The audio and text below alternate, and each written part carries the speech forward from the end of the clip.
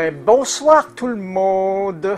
Là, on est dimanche soir et j'ai faim, j'ai pas soupé. On va se faire quelque chose de...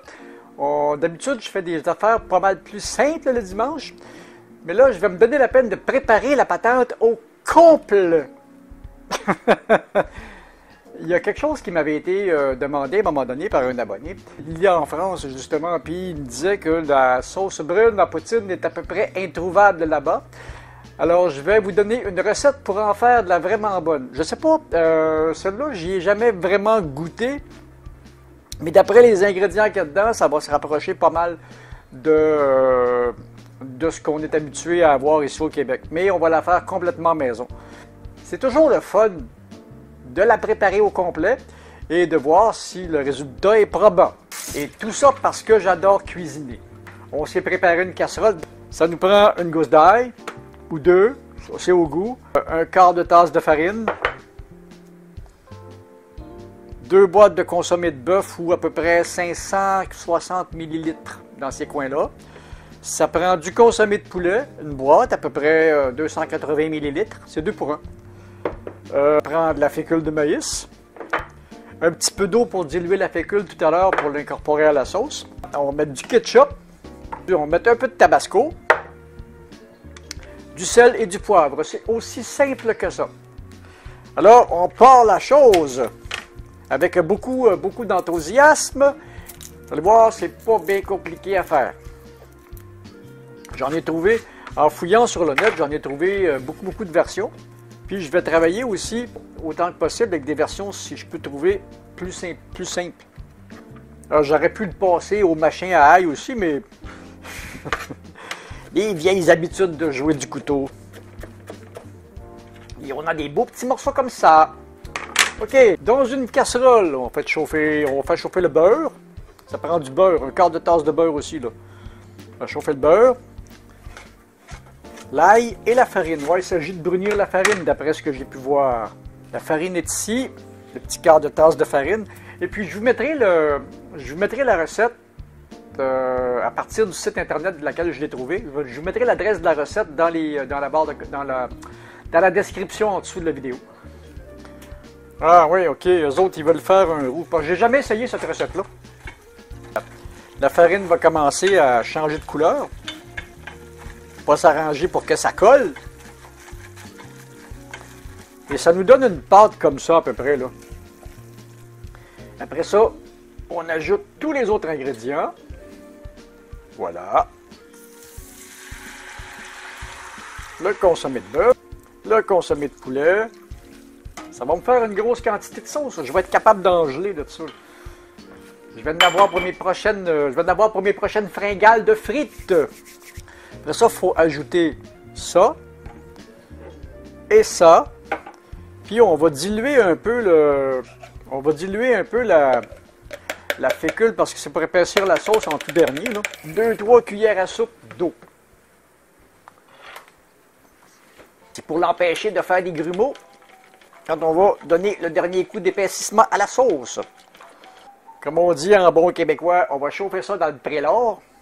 Là, ça veut dire au maximum. On va attendre. Après ça, on va se faire des frites. Pour les recettes de frites, vous mettrez bien ce que vous voulez comme frites, soit au four, soit des McCain, soit la marque que vous voulez, ou soit vous les faire comme je vous ai montré. Et idéalement, vous les faire comme je vous ai montré dans la vidéo des meilleures frites. Voilà. Alors, nous ne referons pas la cuisson des frites ici, parce que vous l'avez déjà vu. Donc, il y a juste à aller voir cette vidéo-là, puis ça va vous fixer sur la chose. Mais ce que je vais faire, c'est me chauffer de l'huile, par exemple. Et je vais y mettre ma touche personnelle. Un petit peu d'assaisonnement cajun. Ce qui peut être le fun dans ces coins-là, c'est de rajouter un petit peu d'assaisonnement barbecue. Ça bout. Alors là, ce qu'on va faire, on va ajouter l'assaisonnement barbecue, un petit peu d'assaisonnement cajun. On va laisser le feu se calmer un petit peu. C'est de ça que je m'ennuie des cuisines de restaurant avec les cuisinières au gaz. Quand on baissait le feu, ça se faisait tout de suite. Tandis que là, ben, il y a au moins 20 ou 30 secondes de temps de réponse. On va mettre le ketchup. 3 cuillères à soupe de ketchup. Donc, c'est beaucoup de ketchup. Et c'est pas comme dans la pâtisserie. Tiens, elle prend la vraie couleur, là. Mettre une goutte ou deux de tabasco. Ah, c'est une petite bouteille flambant neuve. C'est effrayant le nombre de dépenses d'épices que j'ai fait pour la chaîne depuis que j'ai la chaîne. Mais c'est tellement le fun. Ouf, ça sent fort ça. 4-5 gouttes de tabasco comme ça. Ça va faire le travail. Ouais, je fais d'épaissir avec ça ici. Tiens, c'est presque instantané avec la fécule. Hein. La sauce est parfaite. On va mettre du sel un petit peu. On va saler poivrer. Et voilà, une belle sauce brune à poutine. Et je vous laisse avec ça. Et nous, on se revoit quand je vais faire l'assemblage. Le temps que je cuise les frites. Naturellement. À tout à l'heure. Et oui, c'est réussi. On a de belles frites dorées que j'ai laissé goûter un peu parce que c'est de la friture assez gras. Et puis, notre bon fromage en grains. Et puis, la super sauce. Maintenant, il n'y a plus qu'à assembler ça. Et aller manger. Ah, j'ai faim, là. Des belles frites croustillantes à souhait. OK. Un petit peu de fromage qui fait squitch squitch.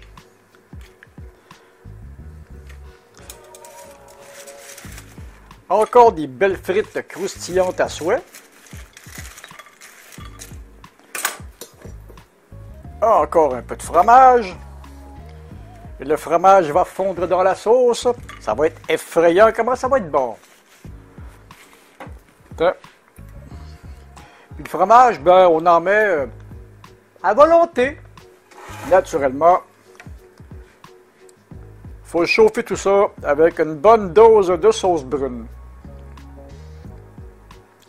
Alors, si vous avez déjà mangé de la poutine dans des petites cantines, ben, c'est exactement la couleur de la sauce.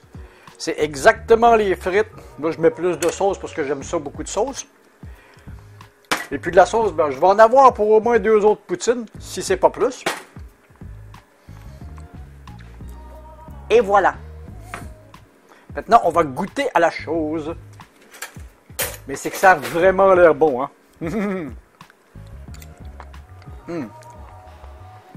Parce que même dans les cantines, ils vont travailler souvent avec des sauces en poudre, parce que c'est plus simple, mais ça donne à peu près ce genre de résultat-là. Et moi, en travaillant avec des vrais fonds, j'obtiens le même résultat à peu près. De la nourriture de petits snack bars de coin de la rue qui est vraiment bonne. Alors, comme c'est ça, les patates sont croustillantes à souhait. Naturellement, j'ai toujours pas de friteuse, alors je prends la solution pas très recommandée de la casserole qu'il faut surveiller. Alors, quand vous faites ça avec une casserole, comme je fais, vous restez à côté de la casserole avec un couvercle. Si jamais le feu prend dans la casserole, un couvercle sur la casserole, c'est réglé, on n'en parle plus.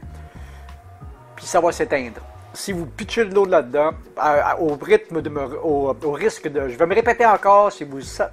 Dans un feu de casserole d'huile, si vous mettez de l'eau là-dedans, attendez-vous à une explosion et à vous faire brûler, pas juste les sourcils, va vous dire. Elle a du caractère un peu. Si comme moi, j'aime ça un peu plus épicé, je l'aurais épicé un petit peu plus, mais elle est déjà très bonne comme ça. Alors, c'était la recette de sauce à poutine que je vous mettrai dans les commentaires en bas quand je montrerai la vidéo. Alors, si vous avez aimé ça, donnez-moi un petit pouce qui fait plaisir, abonnez-moi à la chaîne, partagez, et puis, ben, moi, je vais aller manger une bonne poutine en faisant du montage vidéo. Bye!